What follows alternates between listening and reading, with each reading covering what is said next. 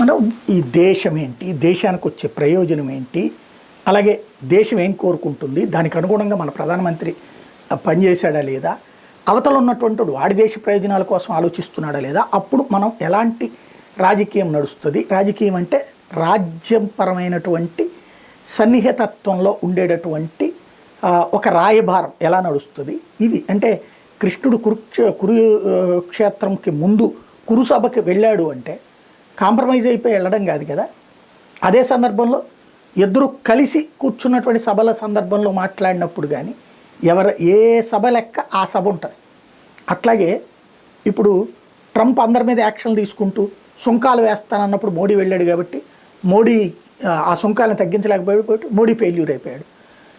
అదే సందర్భంలో వీళ్ళు ఏం చెప్తారు, ట్రంప్ మోడీ కూర్చుంటున్నప్పుడు కుర్చీని వెనక్కి లాగి కూర్చోబెట్టి మళ్ళీ కూర్చోబెట్టాడు, అంత గౌరవం ఇచ్చాడు. ఒక అమెరికా అధ్యక్షుడు నరేంద్ర మోడీకి ఇచ్చిన ప్రయారిటీ అది, ఆ స్థాయి నరేంద్ర మోడీది.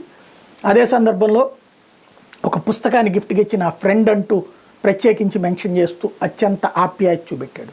బేసిక్గా ఇది గౌరవించడం. అదే సందర్భంలో నరేంద్ర మోడీ భారత ప్రయోజనాలు ఏమైనా తాకట్టు పెట్టాడా? లేదు, అమెరికాకి సంబంధించిన కంపెనీలన్నీ ఎగబడి వచ్చేసేయండి, మీకు ఏ ట్యాక్స్ లేనని. అదే సందర్భంలో అమెరికా అధ్యక్షుడు వాళ్ళ దేశ ప్రయోజనాల కోసం యాక్షన్ తీసుకుంటాడు. You must obey. At the same time మనం మన సిస్టమ్ వాళ్ళు ఓబే చేయాల్సిందే. మనం జెన్యూన్గా ఆలోచించడం మర్చిపోతున్నామేమో, ఆలోచించుకుంటే బెటర్.